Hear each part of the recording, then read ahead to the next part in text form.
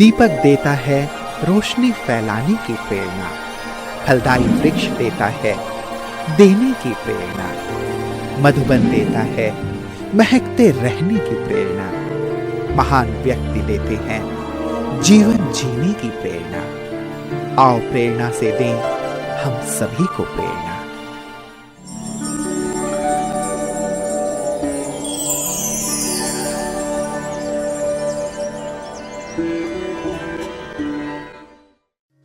इंदौर मध्य प्रदेश राज्य का महानगर है। ये शहर मध्य प्रदेश राज्य का ऐतिहासिक एवं वाणिज्यिक राजधानी है।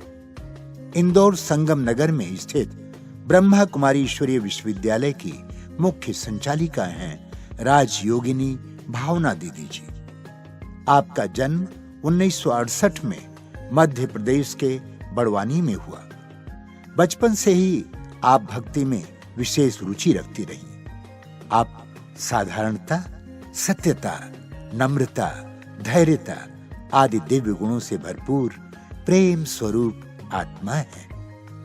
1980 में आपको ईश्वरीय ज्ञान की प्राप्ति हुई और 1981 में आपने अव्यक्त बाप दादा से मुलाकात की। बाप दादा एवं दादियों से प्रेरणा लेकर 1987 से ईश्वरीय सेवा में आप संपूर्ण समर्पित हो गई।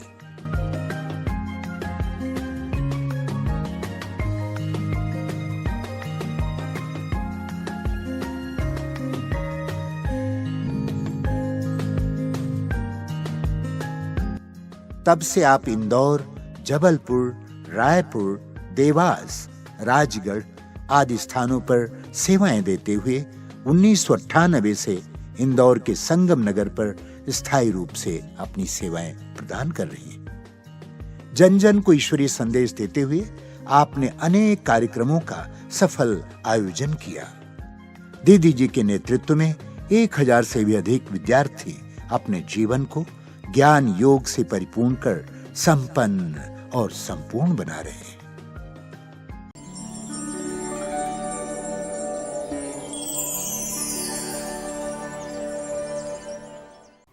वैष्णव कुल में हमारा जन्म हुआ था। हमारे माताजी बहुत भक्ति में थी और मैंने भी बचपन से बहुत भक्ति की। हम श्री कृष्ण को मानने वाले थे। मैं बचपन से व्रत, उपवास, पूजा बहुत करती थी और जब तक श्री कृष्ण जी को फल फ्रूट, दूध का भोग नहीं लगाती तब तक मैं भी कुछ नाश्ता वगैरह नहीं करती थी। भोग लगाकर ही हम कुछ खाते थे। ये हमारा बचपन से नियम था और दान करने की वृत्ति भी हमारे अंदर बहुत थी। मंदिर में कोई बूढ़ी माता जैसे मंदिर संभालती, उसको चुपके से जाकर हम पैसे वगैरह दे के आ जाते थे। किसी को पता भी नहीं पड़ता था। फिर ज्ञान में आने के 2.5 साल पहले हमारी लौकिक माताजी को विशेष ब्रह्मा बाबा का अनुभव हुआ। माताजी बहुत बीमार थी और बीमारी में डॉक्टर ने भी जवाब दे चुके थे कि शायद नहीं रह पाएगी। तो माताजी दोपहर के समय रेस्ट कर रही थी। हम सभी भाई बहन स्कूल गए हुए थे और पापा भी हमारे काम पर गए हुए थे। तो उसी समय माताजी को अनुभव हुआ कि जैसे कोई ने बाहर की सांकल खोली और बाहर हाल था, उसमें रेस्ट कर रही थी और ब्रह्मा बाबा ने सांकल खोली और बाबा अंदर आए और माताजी के सिर पर हाथ रखा और कहा कि बच्ची, मैं तुम्हारी उम्र बढ़ा दूंगा और तुम ठीक हो जाओगे, लेकिन तुम्हारी बेटियों को मुझे दान में दे दो। उस समय हम बहुत छोटे थे, तो अब ऐसा अनुभव हुआ और बाबा फिर चले गए। फिर हमारे पिताजी आए और बोले कि सांकल खुली पड़ी, ऐसे कैसे रेस्ट कर रहे हो आप, दरवाज़ा लगा लेना चाहिए। तो बोले नहीं, एक बूढ़े दादा आए थे, उन्होंने कहा कि तुम अपनी बेटी को दान दे दो तो तुम्हारी बीमारी भी ठीक हो जाएगी और उम्र भी बढ़ जाएगी। तो मैंने तो हाँ बोल दिया था, पर मन में ये था माता जी को कि अच्छा हुआ बच्चियाँ स्कूल गई है, नहीं तो ये दादा मेरी बेटी को ले जाते। फिर 2.5 साल के बाद हमारी यहाँ दीदियाँ आई और बाल मंदिर था वहाँ पर उन्होंने प्रदर्शनी लगाई थी, तो हमारे पिताजी ज्ञान में आए। उस समय हम लोग गर्मी की छुट्टी में मामा के घर गए हुए थे, तो पिताजी ने हमको चिट्ठी लिखी कि हम हैं आत्मा, तुम हो आत्मा, आपस में भाई भाई, और लड़ाई मत लड़ो और पढ़ाई करो और तुम जल्दी आ जाओ। बहुत सुंदर ज्ञान यहाँ दीदी लोग समझा रहे हैं। फिर हम लोग आए मामा के यहाँ से और हम भी ज्ञान में चलने लगे। तो माता जी को थोड़ा ज्ञान समझ में कम आता था क्योंकि भक्ति में बहुत ज़्यादा थी। और जब वो ज्ञान में गई सेंटर पे, तो उन्होंने बाबा को देखते ही सोच लिया कि अरे यही बाबा ने मेरी बेटियों को मांगा है।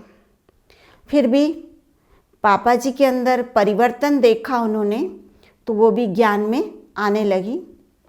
हम भी रोज़ सेंटर जाते थे, तो हमें मुरली में जब आता था कि भक्ति नहीं करनी है, पर हमारा भक्ति में बहुत मन था, तो हम मुरली भी सुनते थे लेकिन भक्ति भी नहीं छोड़ते थे, पूजा पाठ वगैरह सब करते थे।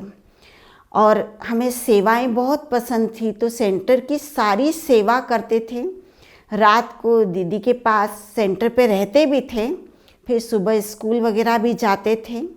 और हमारे पिताजी सोचते थे कि सेंटर से जुड़े, इसलिए हमको कभी दूध लेके भेजते थे, कभी फल लेके भेजते थे, कभी सब्जियां लेके भेजते थे कि आप लोग जाओ दीदी को दे के आओ। तो धीरे धीरे करते हमारा मन फिर बाबा के प्रति लगता गया और भक्ति भी हमसे छूट गई। और बाद में इंदौर के अंदर दिव्य कन्या छात्रावास हॉस्टल खुला, तो वहाँ दीदी ने कहा पिताजी को कि इनको हॉस्टल में डालोगे। जब हमने 10वीं पास किया था तो पिताजी ने कहा हाँ ज़रूर डाल देंगे, अच्छे संस्कार ही आएंगे बच्चों के अंदर। तो हमको उस समय जब हॉस्टल की शुरुआत ही हुई थी और हॉस्टल की शुरुआत में ही हम हॉस्टल में आए और हॉस्टल में पढ़ाई भी पढ़ते थे। और हॉस्टल में तो इतना बाबा में मन लग गया हमारा कि हमने सोचा कि हमें ब्रह्मा कुमारी बनना ही है। और बाबा हमको जब वहाँ दीदी लोग मौन में रखते थे, योग अभ्यास कराते थे, तो हमें ये अनुभव होता था कि अब विनाश होना है और मुझे ब्रह्मा कुमारी बनना है। कई सतयुग के अनुभव होते थे और विनाश के तो इतने ज़्यादा होते थे कि अब विनाश होने वाला है और मुझे तो अब सेंटर पे रहना है। तो हॉस्टल से ही मुझे ब्रह्मा कुमारी बनने की प्रेरणा मिली। मधुबन हम सन 1980 में ज्ञान में आए थे और 81 में हम पूरे परिवार सहित मधुबन गए। तब पांडव भवन में मेडिटेशन हॉल में बाप दादा की पधरामणि होती थी, तो हम सब पूरे परिवार सहित गए थे, बाबा से मिले और बाप दादा ने पूरे परिवार को वरदान दिया कि पद्मा पदम भाग्यशाली परिवार है। और उसके बाद में हम कन्याओं की भट्टी में भी गए, बाप दादा से गले भी मिले, तो हमें बहुत अच्छा लगा। और बच्चों की पार्टी में भी जाते थे तो बाप दादा ने हमें विशेष वरदान दिया कि तुम चमकते हुए सितारे हो, श्रेष्ठ आत्मा हो। ये वरदान विशेष प्राप्त हुआ। और ब्रह्मा कुमारी बनने के बाद जब बाप दादा से स्टेज पर पर्सनल मिले तो बाबा ने मुझे वरदान दिया कि तुम सर्व प्राप्तियों से भरपूर आत्मा हो। और आज तक मैं ये अनुभव करती हूँ कि मुझे बाबा ने बहुत प्राप्तियाँ कराई है और मुझे कभी ये नहीं लगता कि मेरे पास कुछ नहीं। मेरे पास ऐसा लगता है कि भंडारा भंडारी सब कुछ भरपूर है। और जब भी दादियों के पास जाते थे, दीदियों के पास जाते थे, तो दृष्टि देकर टोली देते थे।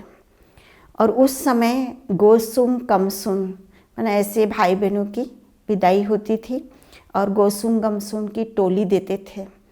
तो एक तरफ दादी जी के पास भाई लोग लाइन लगाते थे, दीदी के पास माताएं। और उस समय ऐसा लगता था कि हम मधुबन में ही रह जाएं, हम क्यों घर जा रहे हैं। तो आँखों में आंसू भी आ जाते थे। और बादाम, मिश्री और इलायची दादी जी देते थे और सबकी विदाई करते थे। तो ऐसा अनुभव होता था उस समय कि जैसे हम ब्रह्मा बाबा से मिले और ब्रह्मा बाबा ने हमको कहा कि जाओ बच्चे सेवा करो और सेवा करके वापस आओ। तो इस तरह हम मधुबन से घर जाते थे और वापस फिर अगले साल मधुबन आने की तैयारी करते थे। फिर उसके बाद में हम ब्रह्मा कुमारी बने, हॉस्टल से गए मधुबन। तो उस समय तो और अच्छा लगता था हमको, क्योंकि बाबा के प्रति प्यार भी बढ़ा और बहुत कुछ बातें समझ में भी आई। और ब्रह्मा कुमारी बनने का लक्ष्य भी हमने रखा। तो उस समय हॉस्टल की कन्याओं को सब दादियाँ बहुत प्यार करती थी और हमको विशेष सौगात भी देती थी।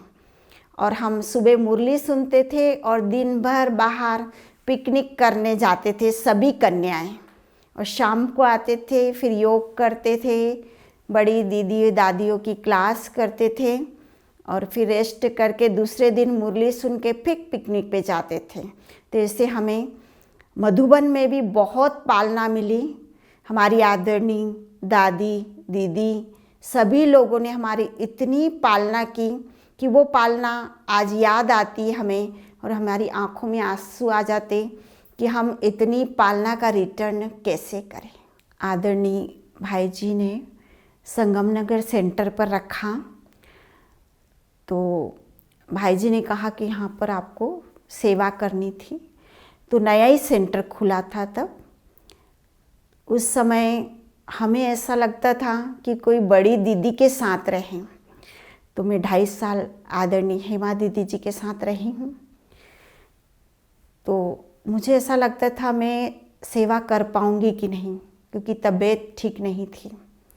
फिर भी दीदी के बोल थे कि नहीं, तुम बहुत सेवा करोगी, जाओ, बहुत सेवा होगी सेंटर पर।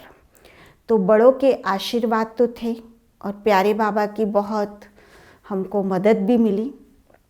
सेंटर पर 1 साल तक सेवा नहीं हुई और थोड़ी धरनी का जो भी प्रभाव हो, अब बाबा तो हमेशा तपस्या मांगता है। तो हमने फिर वहाँ पर भट्टियाँ चालू की, तपस्या किया और बाबा की बहुत सेवाएं बढ़ी और क्लासेस भी बढ़े, सेवाएं भी हुई और भंडारा और भंडारी भी भरपूर कर दी बाबा ने। तो बाबा की विशेष मदद संगम नगर सेंटर पे रही। और कई बार बाहर के कुछ भाई बहन दूसरे सेंटर के, जैसे यहाँ ओम शांति भवन के भाई बहनों को बाबा ऐसा अनुभव कराता था कि आप संगम नगर सेंटर पर जाकर सेवाओं की मीटिंग करो। फिर वो लोग बड़ी दीदियों को बोलते थे, फिर दीदी मीटिंग करती थी और उस मीटिंग के बाद में कुछ बहनों को शिविर के लिए सेंटर पर भेजा और शिविर में अच्छे अच्छे भाई बहन निकले और एक इंजीनियर भाई निकला। वो आज पूरा मकान बनाने में भी पूरी मदद कर रहे हैं। तो हम सोचते थे कि बहनें मकान कैसे बना लेती, इतना तो आता नहीं। लेकिन बाबा से एक बार मैंने योग करते समय बोला कि बाबा, किराया तो बहुत हो जाता, बार बार मकान बदलने पड़ते हैं, तो आप बताइए कि हम मकान कैसे बनाएं, क्या पुरुषार्थ करें। तो बाबा ने मुझे अनुभव कराया कि बच्चे, तुमने बाबा को मकान मालिक समझा ही नहीं कभी। तो मैंने कहा ठीक है बाबा, मैं आज से आप हमारे मकान मालिक, हम आपको किराया भी देंगे। तो उसी दिन से मैं बाबा के यज्ञ में किराया भी देती हूँ। और बाबा ने फिर किसी भाई को टच किया कि ज़मीन लेने का। उस भाई ने कहा, वो दूसरे सेंटर का भाई, लेकिन उसको टचिंग हुई कि मुझे इस सेंटर पर ज़मीन दिलाना है। और उन्होंने ज़मीन लिया बाबा के लिए। और उसके बाद में अब मकान बनाना था, लॉकडाउन हुआ। लॉकडाउन के बाद में हमारी आदरणीय हेमा दीदी ने कहा कि तुम चिंता मत करो, बाबा का बहुत सुंदर मकान बनेगा। और फिर बाबा के मकान में मुझे तो कुछ भी पता नहीं कि कैसे सामान लेते हैं, कैसे क्या करते, मकान के बारे में मुझे कोई जानकारी नहीं। तो दीदी ने कहा कि मकान की देखरेख कौन करेगा। तो एक भाई था, जो भाई उस समय निकले थे, वो भाई थोड़े ज्ञान में छूट गए थे, पर उन्होंने कहा कि मैं तन मन और जो धन बनेगा उससे पूरी सेवा करूँगा और पूरी देख रेख करूँगा, कहाँ कैसे बनाना है, और आपसे दीदी से पूछ के सब काम करूँगा, दीदी को कोई चिंता करना नहीं पड़ेगा। तो वो भाई शुरू से कहाँ से लेना है, कहाँ मार्केट से सामान लाना है, क्या करना है, वो भाई शुरू से लेकर अभी तक भी मकान में काम कर रहे। बाबा की इतनी मदद मिली है मुझे कि मकान बना तो मुझे पता ही नहीं चला कि कैसे बना। कोई टेंशन नहीं मुझे, मकान का काम हो रहा है, चल रहा है। हम मधुबन भी जा रहे हैं, भट्टियों में भी जा रहे हैं, भाई सब संभाल रहा है, कोई टेंशन नहीं। तो बाबा ने संभाला, बाबा ने बनाया और बाबा ने ही इस मकान का नाम भी रखा। तो बाबा की बहुत बहुत हमको हर पल सेवाओं में बहुत मदद मिली। और इस मकान के लिए बाबा के वरदान हैं कि बच्ची ये मकान में बहुत बहुत सेवाएं होगी। दादियों के साथ का हमारा अनुभव ये रहा कि दादियाँ जो थी पहले तो सहज ही मिलते जुलते थे। पांडव वन में मुरली सुनने के पहले हम दादियों के रूम में जाते थे, दादी दृष्टि देती थी, टोली देती थी, बहुत अच्छा लगता था हमको।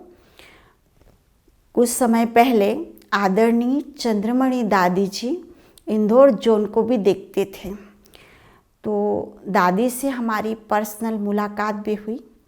दादी को बताया हमारी तबीयत ठीक नहीं रहती, तो दादी ने मुझे मधुबन से लेटर लिखा और कहा कि तुम निरसंकल्प स्थिति में स्थित होकर योग तपस्या करो, बीमारी ठीक हो जाएगी आपकी और आप उस बिंदु स्वरूप में टिक जाओगे। तो वो दादी के जो लेटर लिखे हुए थे वो बिल्कुल प्रैक्टिकल में हो गए। हम जब निरसंकल्प स्थिति में बाबा को याद करते हैं तो बीमारी भी ठीक हो जाती और उस बिंदु स्वरूप में टिक जाते और अशरीरी स्थिति का बहुत सुंदर अनुभव भी हमको होता रहता है। और फिर आदरणीय जानकी दादी जी से हम जब मिलने गए कमरे में, तो दादी को मैंने देखा कि दादी अपनी पढ़ाई में मगन थी। हम सोचते थे दादियाँ कमरे में मतलब क्या करती होंगी, लेकिन दादी को देखा कितना समय सफल करती, संकल्प सफल करते। तो दादी से हमें बहुत प्रेरणा मिली कि हमें पढ़ाई पर बहुत अटेंशन देना चाहिए, मुरली पर, बाबा की बातों पर बहुत अटेंशन देना चाहिए। तो आदरणीय जानकी दादी के जीवन से मैंने बहुत धारणाएं भी सीखी और बहुत मुझे प्रेरणाएं भी प्राप्त हुई और प्रैक्टिकल में मैं वो करती भी हूँ। आदरणीय भाई जी जो थे हमारे जोनल कोऑर्डिनेटर थे, गुरुवार से ही लगता था कि कब संडे आए, मैं क्लास सुनूं, उनकी अच्छी अच्छी बातें सुनूं, अनुभव सुनूं। और हम उनसे मिल के भी ज़रूर चाहते थे। चैम्बर में मिलते थे सब बहनें, तो मिलते थे तो मुझे बोलते थे वो विशेष कि देखो बहन, मुझे आप जैसी बहनें चाहिए। पर उनके जीवन से भी मैंने बहुत कुछ सीखा कि कैसे आज्ञाकारी बन के श्रीमत का पालन करना चाहिए और बाबा के यज्ञ में सफल कैसे करना, वो मैंने सीखा। तो वो प्रैक्टिकल में मैं करती भी हूँ। आदरणीय हेमा दीदी जी के साथ में 2.5 साल रही हूँ और दीदी जी के से भी मैंने बहुत कुछ सीखा। सेंटर कैसे संभालना है, तपस्या विशेष सीखी। दीदी रात भर भी तपस्या करती थी और दिन में सेवा करती थी।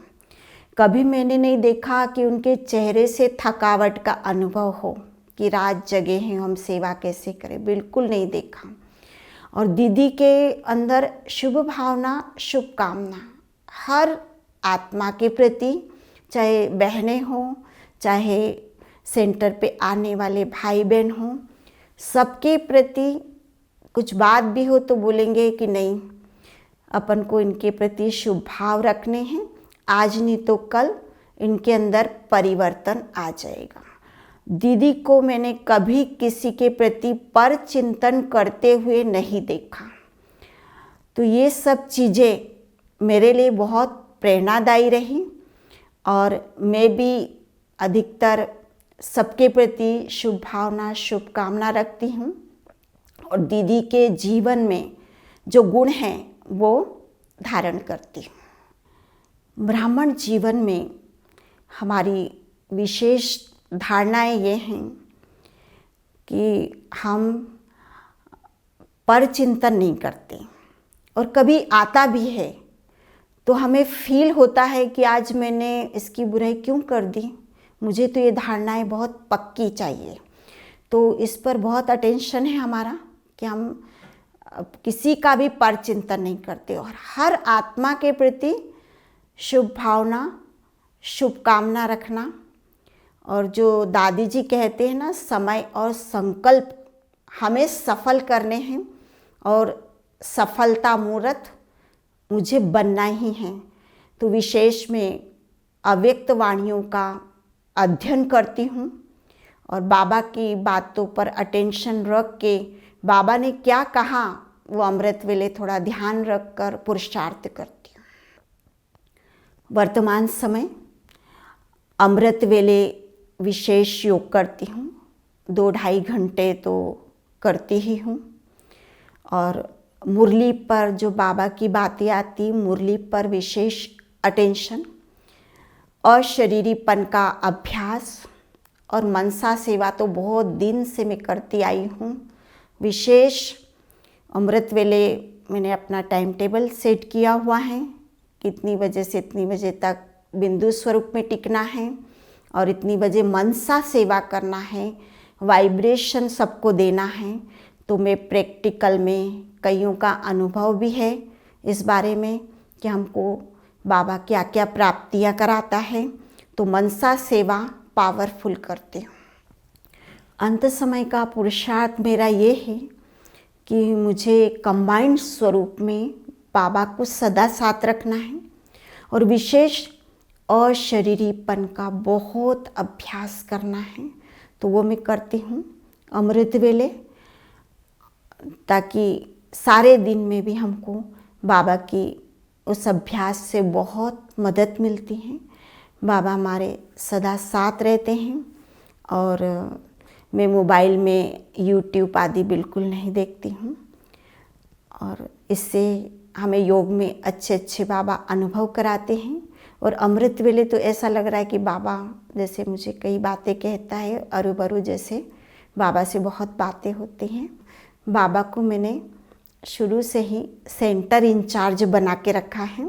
मुझे बड़ों के पास रहना बहुत अच्छा लगता था, लेकिन दीदी ने जब सेंटर दिया हमको कि आपको देखना है, तब से मैंने कहा कि बाबा आप सेंटर इंचार्ज हो, जो भी बात आएगी आप बोलोगे वैसा मैं करूँगी। क्योंकि जब बड़ी दीदियाँ होती है तो छोटी बहनों को टेंशन कोई भी प्रकार का वो नहीं रहता है, चिंता नहीं रहती, जिम्मेवारी नहीं रहती है।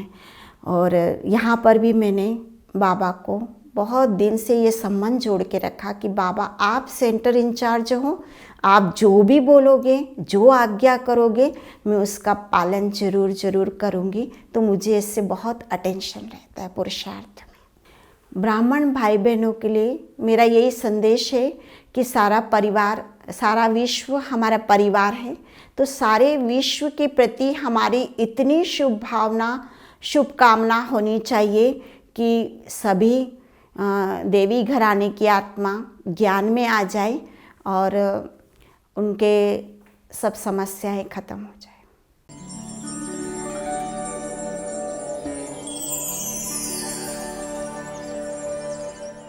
दीदी की बहुत सुंदर विशेषता है, वो जितना ही गंभीर है उतना रमणीक भी है, और साथ में उनके अंदर सिखाने की कला बहुत है। और हमने दीदी से यही सीखा है कि जैसे उनका नाम है भावना, तो हर आत्मा के प्रति उनकी इतनी अच्छी भावना होती है कि सामने वाला कैसा भी हो पर हर आत्मा के प्रति शुभ भावना और शुभकामना लगती है।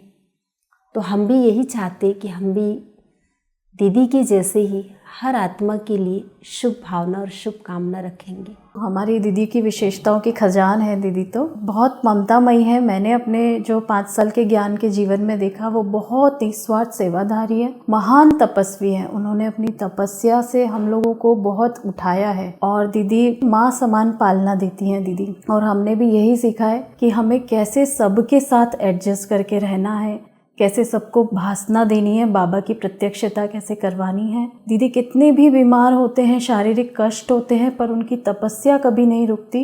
ये उनका एक महान गुण है जो मैंने धारण किया है। भावना बहन की भावना इतनी प्यारी है। बाबा कहता है कि सच्चे दिल पे साहब राजी, दिल साफ मुराद हासिल, सच तो बिठो नच। तो मैंने भावना बहन में ये चीज़ देखा। आज उन्हीं की भावना से भाग्य दर्शन भवन जो प्रत्यक्ष में सामने है। दीदी जी से मैंने सत्यता सीखा और हमें दीदी ने योग के बारे में बहुत सिखाया है। योग जितना हो सके योग करो। दीदियाँ तो आइडियल पर्सन है एक। मुझे तो यहाँ तीनों दीदियों से सीखने को मिल रहा है। जो देवियों को चैतन्य गुण बताते हैं वो सभी गुण तीनों दीदियों में मुझे दिखते हैं। दीदी जी से सीखा है कि हमको लाइफ में कैसे जीना चाहिए, कैसे खुश रहना चाहिए, हम खुश रह के कैसे अपनी कोई भी सिचुएशन को कैसे भी हैंडल कर सकते हैं। बड़े दीदी से मैंने ये सीखा कि बड़ों के साथ बहुत क्लियर रहकर रहना है। मैं दीदी के पास आने के बाद मैंने सब कुछ दीदी से ही सीखा है। दीदी जितना ही रमणीक है उतना ही उनके अंदर गंभीरता है कि जितना हम बड़ों के नज़दीक रहते हैं उतना ही आगे बढ़ते हैं। और उनकी विशेषता है कि यज्ञ के प्रति हर एक आत्मा को भावना बिठाती हैं कि हमें यज्ञ में तन मन धन से बाबा की यज्ञ की सेवा करनी है। यही हमने दीदी से सीखा है। दीदी अत्यंत निर्माण चित्त, बहुत तपस्वी और सदा स्थित प्रज्ञ हैं। हम सभी भाई बहनों का विशेष पालना देती हैं। उनका स्नेह और उनका आगे बढ़ाना ये हम सभी को ज्ञान मार्ग पर रखती भी है और ऊंचाई की ओर लेकर जाती हैं। दीदी की दृष्टि बहुत बहुत दिव्य है। कई बार ऐसा होता है जीवन में कि हम बहुत सारी परेशानियों में उलझे हुए होते हैं और दीदी के पास आते हैं, वो दृष्टि देती हैं और उसी के साथ में हमारी जो भी जीवन की समस्याएं हैं वो जैसे पानी की तरह से समूल विनाश हो जाता है। दीदी की विशेषता है लव और लॉ की। दीदी से मैंने योग सीखा है, कैसे बाबा से योग लगाना है ये सीखा है। दीदी हमारी बहुत ही अच्छी हैं, हमें बहुत प्यार से रखती हैं। दीदी से मैं कैसे अपने जीवन को सरल और सुखमय बनाना है ये सब दीदी से ही सीखा है। दीदी ने हमको बहुत अच्छी पालना दी है। दीदी तो हमारी बहुत ही प्यारी हैं कि हमें उनके साथ योग करना बहुत ही अच्छा लगता है। प्यारे बाबा के साथ का अनुभव होता है उनके साथ योग करने से। जब से मैं ज्ञान में आया तब से दीदी को मैंने अपनी माँ जैसा अनुभव किया है और जो सीख अपनी माँ देती है उसी मैंने दीदी से सीखा है। और दीदी की विशेषता है कि वो किसी भी कार्य करने के पहले संयम और मतलब धैर्यता द्वारा काम करने की शिक्षा प्राप्त की उनसे। दीदी की मतलब योग की इतनी पावर है कि हम हर चीज़ को संकल्प से ही उस कार्य को हम कंप्लीट कर लेते हैं। दीदी की विशेषता ये है कि बहुत ही नम्रचित्त है और बहुत ही सहनशील है। उनको देख करके हमें भी बहुत प्रेरणा मिलती है कि हमें कैसे सहनशील बनना है, हमें बड़ों से कैसे रिस्पेक्ट से बात करनी है, कैसे आदर करना है उनका। वो सब हमें छोटी छोटी बातें दीदी सिखाते हैं। और यहाँ तक कि किचन में भी हमें कैसे सफाई रखनी है, कैसे भोजन बनाना है, वो सब हमें दीदी सिखाते हैं। दीदी बहुत ही प्यार देते हैं, ममतामयी है। ब्रह्मा कुमारी मुझे बनना है, उसकी प्रेरणा मुझे दीदी से ही मिली।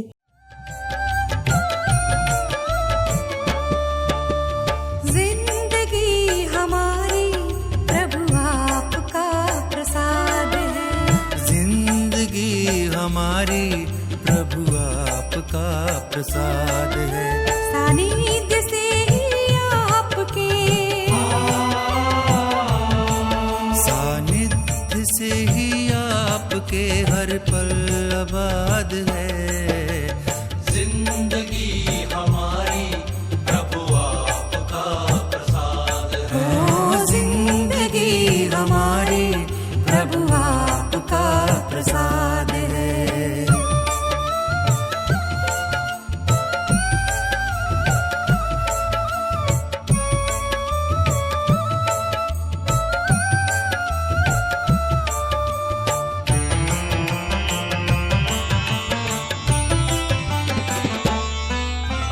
आपकी शक्ति से संवर गया चिंतन, आपकी शक्ति से संवर गया चिंतन।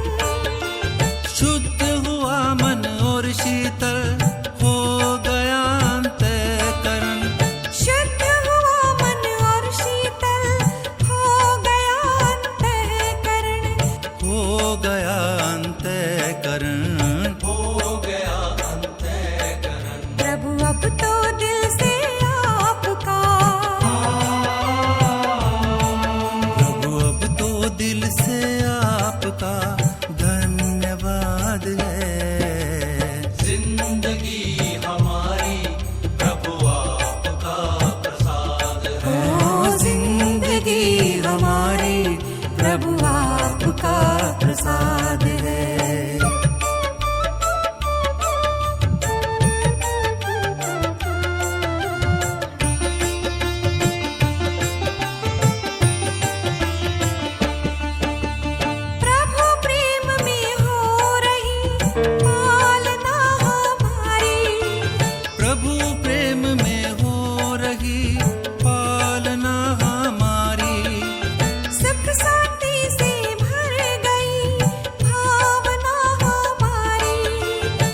शांति से भर